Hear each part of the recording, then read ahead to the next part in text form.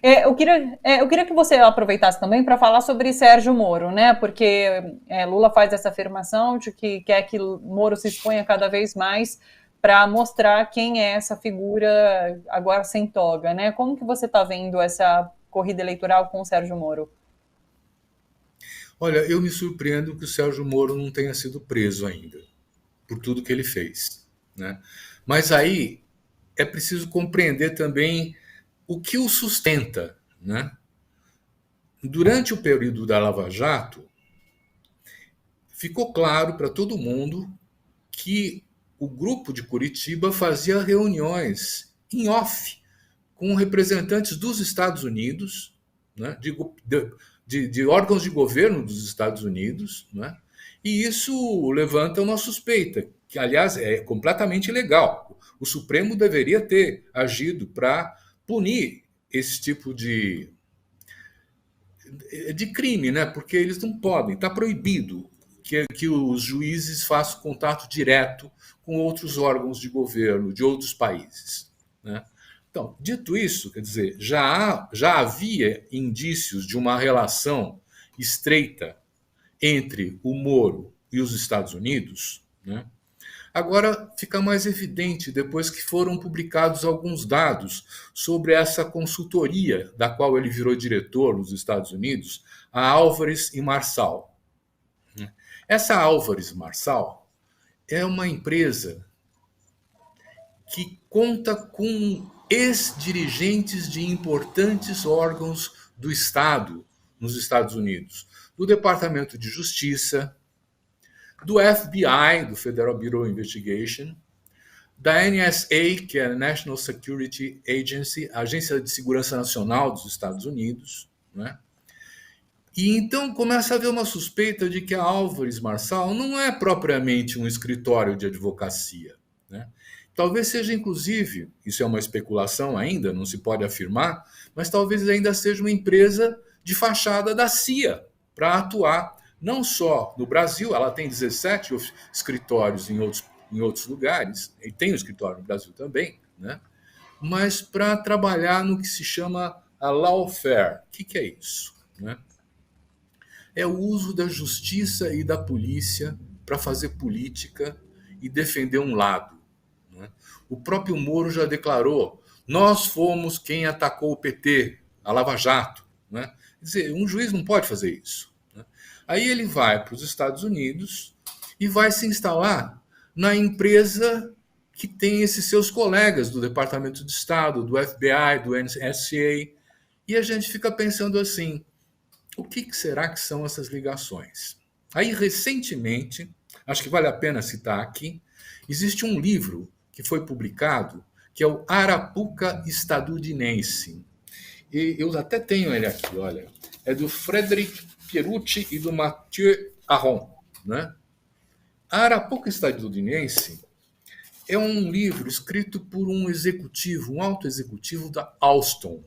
Alstom era uma empresa multinacional francesa que fez o metrô aqui, alguns trechos do metrô em São Paulo, tal, Sim. né? E que foi acusada pelos Estados Unidos de fazer corrupção, né? Como se não houvesse essa prática da parte das empresas multinacionais em toda a parte, né? E esse executivo da Alstom mostra como a ação, vamos dizer assim, contra ele, jurídica dos Estados Unidos, não era contra ele, era para destruir a Alstom, porque é uma concorrente forte das empresas multinacionais norte-americanas. E aconteceu a mesma coisa aqui, quer dizer, a Lava Jato destruiu a Petrobras, repassou o nosso pré-sal para as multinacionais que hoje exploram ele, né? Destruiu a indústria naval, quebrou as grandes empreiteiras de obras públicas, que eram concorrentes dos Estados Unidos, das empresas dos Estados Unidos. Muita gente chama isso de guerra econômica, né?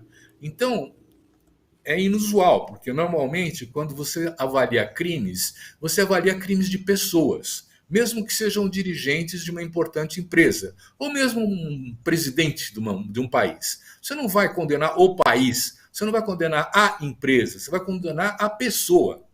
E no caso, as acusações incidiram com multas pesadíssimas e com embargos de governo e tudo mais, sobre as empresas, destruindo o nosso parque industrial, né, e colocando o Brasil numa situação de plataforma predatória de exploração de produtos primários e de recursos naturais, né?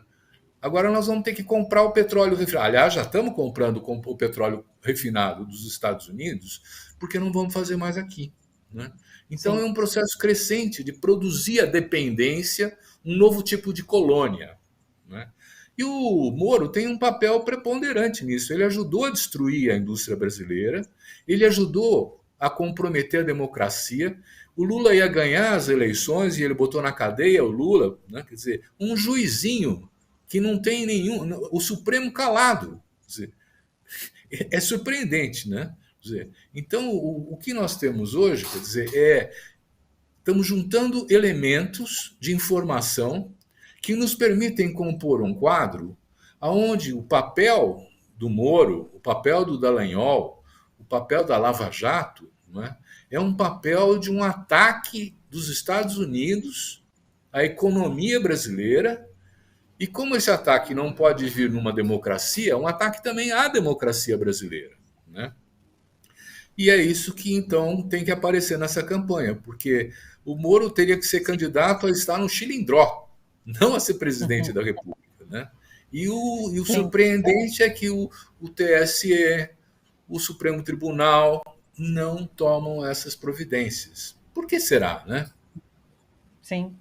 Tentou passar limpo a Operação Lava Jato, pelo menos no que se refere ao ex-presidente Lula, anulando, né, as condenações feitas pelo Sérgio Moro, mas enfim, falta muito. Deixa eu deixar, inclusive, a dica.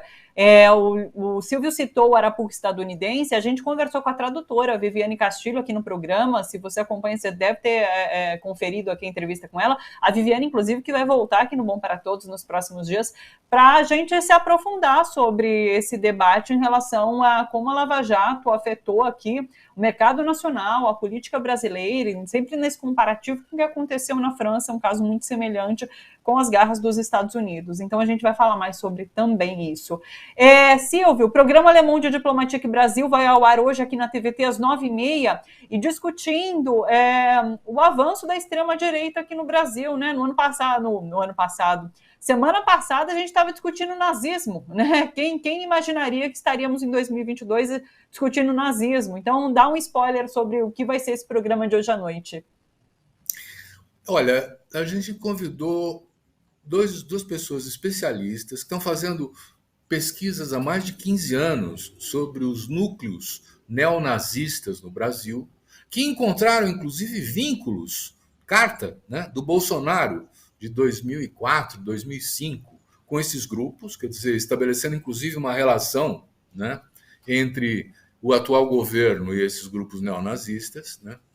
Parece que são cerca de 5.000 pessoas que se organizam em alguma coisa como 500 grupos, comitês, como se chame isso, né?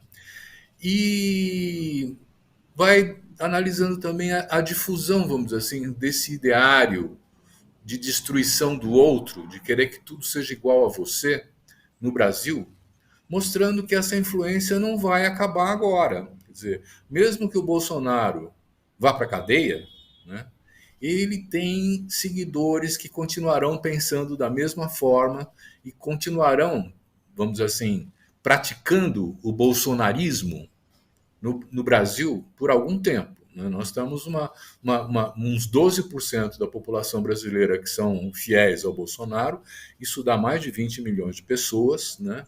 E é preciso ter preocupação, porque esses 20 milhões de pessoas estão começando a perder os limites. Eu não sei se você acompanhou, né? Mas, por exemplo, a morte daquela pessoa na torcida do Palmeiras anteontem por um tiro é o uso da arma no cotidiano, né?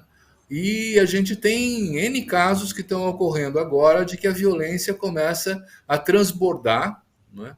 E que o próprio assassinato do Moise e tudo mais, né, nos leva a crer que inclusive com a facilitação que está tendo agora, com os decretos que facilitam a porte de arma, a compra de arma, nós estamos tendo um grupo, a expansão das milícias, não é? E o risco de termos grupos armados na sociedade fazendo pressão sobre os seus opositores eleitorais, não é? Então é preocupante. Nós estamos, inclusive, trazendo esses dados para discussão no programa de hoje.